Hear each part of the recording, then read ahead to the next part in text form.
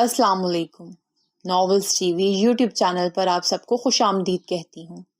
Channel کو subscribe کر کے بیل آئیکن کلک کر لیں تاکہ تمام ایپیسوڈز پر وقت ملتی رہیں۔ آج میں در جانا کی ایپیسوڈ نمبر 11 لے کے آئی ہوں۔ کسی نے اس کا کندھا ہلایا تو وہ ہوش کی دنیا میں واپس آئی تھی۔ کہاں ہو انادل؟ تمہیں رومی بلا رہی ہے، اسے جا کر اپٹن لگاؤ جان۔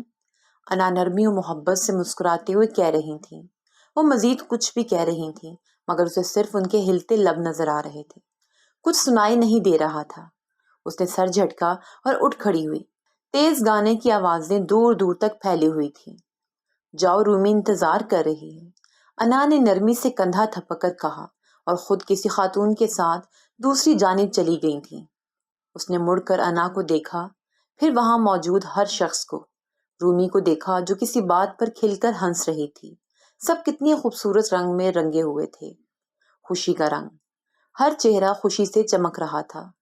اس کے دل نے خوشی کو پانے کی چاہ کی تھی۔ یہ وہ چیز تھی جس کی اس نے پورے دل سے، پوری شدت سے، پوری زندگی، ہر لمحہ، ہر گھڑی چاہ کی تھی، اور یہی چیز اس سے دور چلی گئی تھی۔ فاصلہ اس قدر بڑھ گیا تھا کہ اب خوشی کا چہرہ انادل کے لیے دھندلا ہو گیا تھا۔ وہ چاہ کر بھی اب اپنے سامنے کھڑی خوشی کو پہچان نہیں پا رہی تھی۔ رومی ہاتھ ہلا کر اسے بلا رہی تھی اور وہ کسی خواب، کسی کیفیت میں چلتی اس تک آئی تھی۔ اچانک یہاں موجود لوگ اور کانوں کا شور اس کے دماغ میں ہتھوڑے کی طرح بجنے لگا۔ ابھی لمحہ قبل جو لوگ، جن کی خوشی اسے انتہائی خوبصورت، کوئی بہت قیمتی، کوئی نایاب چیز لگ رہی تھی جس کا وہ صرف خواب ہی دیکھ سکتی تھی، اب اچانک سب بھیانک لگنے لگا تھا۔ اس نے سختی سے آنکھیں میچیں اور رومی کے ساتھ بیٹھ گئی۔ آپ کہاں چلی گئی تھیں؟ میں کب سے آپ کا انتظار کر رہی تھی۔ اپنا اپٹن لگا چہرہ اس کے آگے کرتے وہ نروٹھے محبت بھرے لہجے میں شکوہ کر رہی تھی۔ رومی کو دیکھ کر بے ساختہ اس کے چہرے پر مسکراہٹ آئی تھی۔ رومی کچھ ہی عرصے میں اسے اپنی چھوٹی بہنوں کی طرح پیاری ہو گئی تھی۔ اس نے نرمی سے اپٹن اٹھا کر اس کے چہرے پر لگایا، پھر ہاتھوں پر، پھر پیروں پر۔ وہ اس کے پیر پر اپٹن لگا رہی تھی جب رومی نے شرارت سے تھوڑا سا اپٹن اس کے چہرے پر بھی لگا دیا۔ وہ فوراً بتکی تھی مگر رومی اب کہکا لگا کر ہنس رہی تھی۔ وہ جو فوراً اپنا چہرہ صاف کرنے لگی تھی، رومی کو یوں مسکراتا دیکھ کر اس نے اپنا ہاتھ نیچے کر لیا تھا۔ سامنے کھڑے عیسیٰ نے یہ منظر سانس روک کر دیکھا تھا۔ لب سختی سے بھینچے، مٹھیاں بھینچی، وہ دانتوں پر دانت جمائے کھڑا تھا۔ کب تک دوسروں کی خوشیوں کے لیے خود کی ہر خواہش مارتی رہو گی دل؟ وہ دل ہی دل میں اس سے مخاطب تھا۔ رومی کی بات پر مسکراتے ہوئے اس نے چہرہ اٹھایا اور پھر ادھر ہی پتھر کی ہو گئی تھی۔ عیسیٰ سامنے ہی کالے کرتے شلوار میں بکھرے بال ماتھے پر لیے، سرخ آنکھوں سمیت اس کے بالکل سامنے مگر کافی دور کھڑا تھا۔ وہ اسے ہی دیکھ رہا تھا۔ اس کے چہرے کے تاثرات اور شہد رنگ آنکھوں کے ہر لمحے بدلتے تاثرات دیکھ کر اس کی آنکھیں ہلنے سے انکاری ہو گئی تھیں۔ اس نے عیسیٰ کی آنکھوں کو اتنا سرخ کبھی نہیں دیکھا تھا۔ ایسا ٹوٹا بکھرا تاثر، ایسا کرب تو اس کی آنکھوں میں کبھی نہ تھا۔ تو پھر اب کیوں؟ اور ہاں، وہ وجہ جانتی تھی، یا شاید صرف وہی تو وجہ جانتی تھی۔ وہ چاہ کر بھی عیسیٰ کے چہرے سے نظریں نہیں ہٹا پائی تھی، یہاں تک کہ وہ خود وہاں سے ہٹ گیا۔ اس کے ہٹنے کے بعد انادل نے دوبارہ سانس لیا تھا۔ اسے دل کی دھڑکن اب محسوس ہوئی تھی۔ وہ یہاں کھڑا تھا تو گویا ہر چیز رک سی گئی تھی۔ اپنی کیفیت سے گھبرا کر وہ اٹھ کھڑی ہوئی۔ رات گئے تک مایوں کا فنکشن چلتا رہا تھا۔ اب وہ سب کاموں سے فارغ ہو کر کمرے میں آئی تھی اور کسی بھی سوچ کے آنے سے قبل اس نے سب سے پہلے نیند کی دوائی لی اور سونے لیٹ گئی تھی۔ کچھ ہی دیر بعد وہ بست پڑی تھی۔ اس کے بعد سے نہ عیسیٰ نے اس سے کوئی بات کی اور نہ ہی انادل نے کچھ کہنا چاہا تھا۔ وہ تو اسے جہاں نظر آ جاتا تھا انادل اپنا راستہ بدل لیتی یا اپنی نظروں کا رخ بدل دیتی۔ وہ اب مزید اس کی آنکھوں کا سرخ رنگ دیکھنے کی ہمت نہیں رکھتی تھی۔ آج مہندی کا فنکشن تھا اور وہ رومی کے ساتھ پارلر گئی ہوئی تھی۔ ماشاءاللہ، اللہ بری نظر سے بچائے۔ رومی کتنی حسین لگ رہی ہو جان۔ رومی کا چہرہ ہاتھوں میں لیے وہ انتہائی محبت سے بولی تھی۔ آف کورس میں پیاری ہوں، حسین ہوں۔ اس کے کانفیڈنس پر شریر انداز میں کہنے پر وہ مسکرا دی۔ آپ بھی بہت بہت پیاری لگ رہی ہیں۔ لالا نے آپ کو آج ہی رخصت کروا لینا ہے۔ انادل نے اسے کسی آوارہ لڑکے کی طرح سر سے پیر تک دیکھتے ہوئے کہا تو اس کے گال دہک اٹھے تھے۔ عیسیٰ کے نام پر دل میں ایک ہوک سی اٹھی تھی۔ اپنی نظریں قابو میں رکھو، اسے گھور کر کہتے ہوئے جہاں وہ مسکرا رہی تھی اس کے سمٹنے پر رومی نے فلک شگاف کہکا لگایا تھا۔ کم آن، کچھ نہیں کیا میں نے، بائی گاڈ۔ اب وہ اس کا بازو تھامے ہنستے ہوئے کہہ رہی تھی، مامی نے تمہیں یوں ہنستے دیکھا تو بہت خفا ہوں گی۔ اس کی بات پر رومی نے ہاتھ جھاڑے، گویا مکھی اڑائی تھی۔ مورے کو بتائے گا کون؟ آپ؟ میں؟ کوئی نہیں، سکون سے کہتے اس نے خود کو شیشے میں دیکھا۔ اس کے پرسکون بے فکر انداز پر انادل نے اسے رشک سے دیکھا تھا۔ اچھا سیماب کو کال کریں، اس نے تو ابھی آنے میں سال لگا دینا ہے۔ عجلت میں کہتے اس نے اپنا دوپٹہ دوبارہ سیدھا کیا۔ اس نے سیماب کو کال ملائی جس نے بس ابھی آیا کہہ کر کال کاٹ دی۔ کچھ دیر انتظار کرتے رہنے کے بعد وہ آ گیا تھا۔ وہ رومی کا ہاتھ تھامے اسے لے کر باہر نکلی، مگر گاڑی کے ساتھ پشت ٹکا کر کھڑے سگریٹ کے دھوئیں میں کھڑے عیسیٰ کے دھندلے عکس کو دیکھ کر اپنی جگہ پر جم سی گئی تھی۔ اس کے قدم وہی زنجیر ہو گئے تھے، دل کی دھڑکن تھم سی گئی تھی، وقت کی ہر گنتی زیرو ہو گئی تھی۔ وہ برف کا بت بنی عیسیٰ کو دیکھ رہی تھی جس نے انہیں دیکھتے ہی سگریٹ نیچے پھینک کر اسے پیر تلے مسل دیا۔ انادل کا دل اس کی بکھری حالت دیکھ کر یوں ہی کچلا گیا تھا۔ یکسر مسلسل اس کے یوں رکنے پر رومی نے مڑ کر اسے دیکھا جو ساکت سی کھڑی بس عیسیٰ کو دیکھ رہی تھی۔ رومی کو اس پر کسی پتھر کی مورت کا گمان ہوا تھا۔ اس نے رخ واپس عیسیٰ کی جانب کرتے اسے دیکھا جو انادل کو ہی دیکھ رہا تھا۔ اس نے گہرے نارنجی رنگ کا لباس پہن رکھا تھا جو اس کی سرخ و سفید رنگت پر خوب جچ رہا تھا، گویا اسی کے لیے بنا تھا۔ رومی جا کر گاڑی میں بیٹھنے لگی تو عیسیٰ نے نظروں کا زاویہ بدل کر رومی کو دیکھا جو سوالیہ نظروں سے عیسیٰ کو دیکھ رہی تھی۔ کیا ٹینشن چل رہی آپ دونوں کے بیچ؟ عیسیٰ نے اس کے سر پر ہاتھ رکھ کر نرمی سے مسکراتے ہوئے پیار دیا تو اس نے شرارتی انداز میں سرگوشی کی تھی۔ عیسیٰ نے نفی میں سر ہلاتے اس کا لہنگا سنبھالتے اسے گاڑی میں بیٹھنے میں مدد دی۔ اسے بٹھا کر عیسیٰ نے گاڑی کا دروازہ بند کیا اور مڑ کر دیکھا جہاں وہ ویسے ہی کھڑی تھی۔ لب بھینچتا وہ بڑے بڑے قدموں سے اس تک آیا تھا۔ ہاتھ بڑھا کر وہ اس کا بازو تھامنے لگا تھا جب وہ لڑکھڑا کر پیچھے ہوئی، مگر پیچھے گرنے سے قبل عیسیٰ نے اس کا بازو تھام لیا تھا۔ سنبھل کر اس نے فوراً اپنا بازو عیسیٰ کی گرفت سے آزاد کروایا اور اس کو دیکھے بغیر جا کر تیزی سے گاڑی میں بیٹھ گئی۔ وہ کچھ لمحے وہیں کھڑا گہری سانس بھر کر اس کے پیچھے رہ جانے والی خوشبو اپنی سانسوں میں اتارتا رہا، پھر گاڑی کی جانب بڑھ گیا۔ واپسی کا سفر انتہائی خاموشی سے کٹا تھا۔ مہندی کا انتظام ہال میں کیا گیا تھا۔ پورے فنکشن کے دوران انادل نے دوبارہ عیسیٰ کی جانب دیکھنے کی جرت نہیں کی تھی، مگر عیسیٰ کی نظر سارا وقت بے تابی سے انادل کی تلاش میں رہی تھی۔ رات گئے تک گھر واپسی ہوئی تھی تو آج بھی وہ نیند کی دوا لے کر سونے کے لیے لیٹ گئی تھی۔ وہ جانتی تھی کہ کل بہت بڑا دن تھا۔ اگر وہ دوا نہ لیتی تو یقیناً اسے پوری رات نیند نہیں آنے والی تھی اور صبح عین ممکن تھا اس کی طبیعت بگڑ جاتی۔ وہ اپنی وجہ سے کسی کو فکر مند نہیں کرنا چاہتی تھی، سو نیند کی دوا اس کے لیے رحمت ثابت ہوئی تھی۔ چند ثانیے بعد ہی وہ نیند کی گہری وادیوں میں اتر گئی تھی۔ شادی کے ہنگامے بالآخر اپنے زوال کو پہنچے تھے۔ آج رومی مکلاوے کے بعد واپس جا چکی تھی۔ وہ کمرے میں آئی اور جیولری اتار کر فریش ہونے واش روم چلی گئی۔ فریش ہو کر آرام دہ لباس پہن کر وہ گیلے بالوں میں تولیہ لپیٹے باہر نکلی تو خالی کمرہ دیکھ کر اسے رومی کی غیر موجودگی کا شدت سے احساس ہو رہا تھا۔ اس کی ہنسی، باتیں، شرارتیں اب یاد کر کے وہ دھیرے سے مسکرا دی۔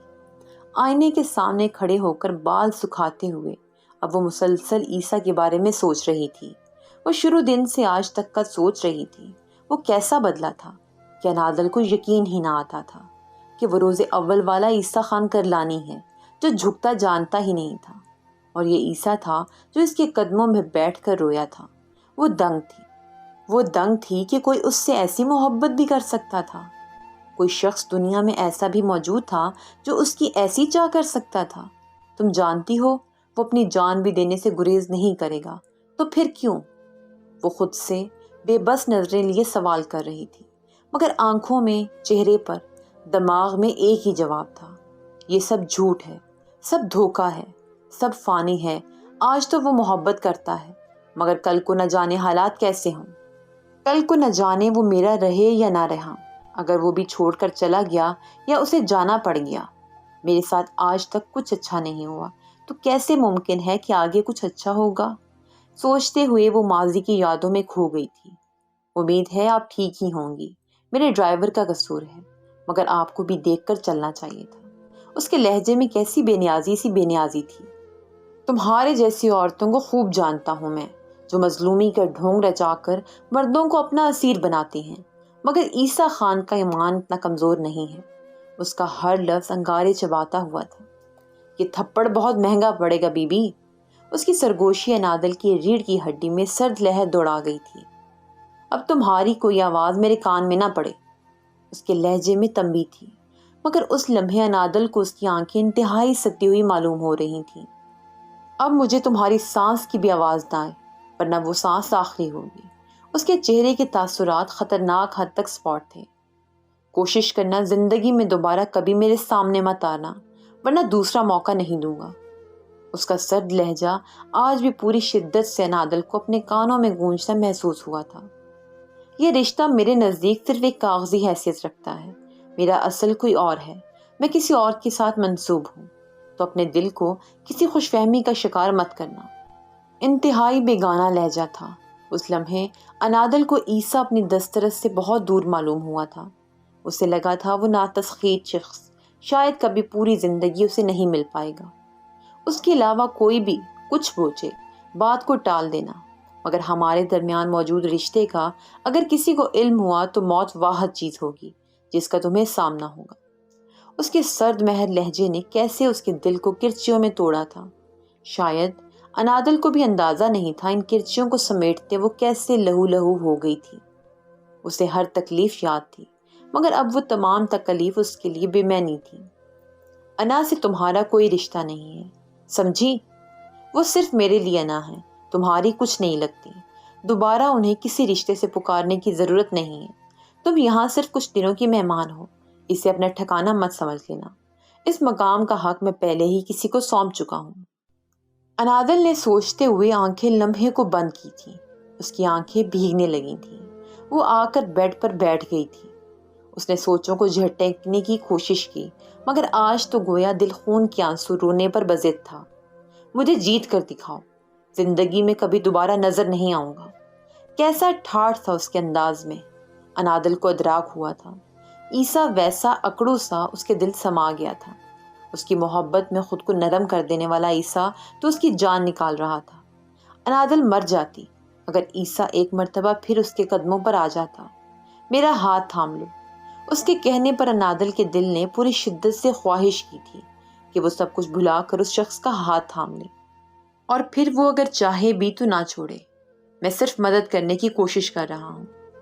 ہاں، وہ صرف مدد کر رہا تھا، اور وہ نادان اسے محبت یا شاید اس کی پسندیدگی سمجھ بیٹھی تھی۔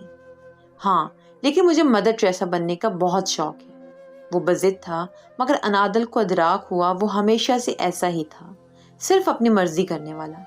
اب کیسی ہو؟ وہ کتنی نرمی اور محبت سے پوچھ رہا تھا، مگر قسمت کی ستم ظریفی کہ اس نے محبت بھی تب دکھائی جب انادل کا دل بدل چکا تھا، اس سے بدگمان ہو چکا تھا۔ اس لمحے شاید وہ خود سے بھی بدگمان تھی، شاید وہ مر جانا چاہتی تھی۔ تم کہیں نہیں جاؤ گی، یہاں اسی حویلی میں ہے تمہاری جگہ، تم یہیں رہو گی، ہمیشہ ہمیشہ کے لیے۔ ہاں، وہ پہلا لمحہ تھا جب انادل نے اس ناقابل تسخیر شخص کی آنکھوں میں خوف دیکھا تھا، چھن جانے کا خوف، بے تحاشا خوف۔ میں جانتا ہوں میں نے بہت غلط کیا، میں پتہ نہیں کیسے وہ سب ہو گیا مجھ سے۔ وہ کتنی بے یقین ہوئی تھی اس لمحے جب وہ ناقابل تسخیر شخص شرمندہ ہو رہا تھا۔ میں نے تم سے کبھی نفرت نہیں کی، بس میرا دل ہمیشہ سے انادل کے نام پر دھڑکا۔ میں کسی اور کو اپنے دل میں جگہ دینے کا گناہ کیسے کر سکتا تھا؟ اس لمحے انادل کا دل تھم سا گیا تھا۔ وہ پہلی مرتبہ تھا جب اس نے محبت کا دعویٰ کیا تھا، اپنے احساسات انتہائی آسانی سے بغیر کسی ہچکچاہٹ کے اس کے سامنے رکھ دیے تھے، مگر اسے اپنا ہی نام کیسا نامانوس لگ رہا تھا۔ اسے لگ رہا تھا گویا وہ کسی اور سے محبت کا دعویٰ کر رہا تھا۔ آئی ایم سوری انادل، جانتا ہوں میں کچھ بھی کر لوں اپنی غلطی کا مداوع نہیں کر سکتا، بس اتنا چاہتا ہوں۔ وہ ازحد حیران ہوئی تھی۔ وہ شخص معافی مانگنا بھی جانتا تھا؟ وہ حیرت سے ہنس رہی تھی۔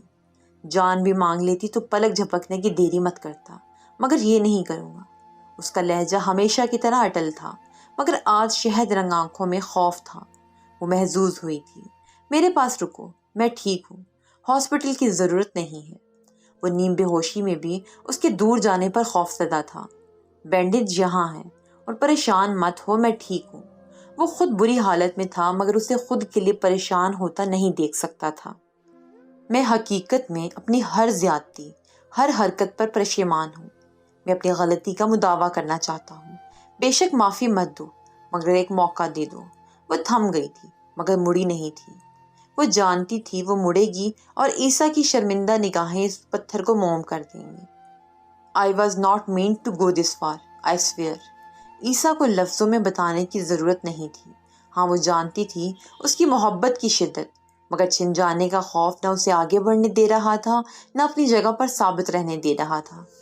جب گنوانے کو کچھ نہیں تھا تو وہ بے خوف تھی۔ بالآخر اب اسے زندگی نے محبت عطا کر دی تھی، جس کو وہ ساری زندگی ترسی تھی، تو اپنے ساتھ ناکامی کا خوف بھی لائی تھی۔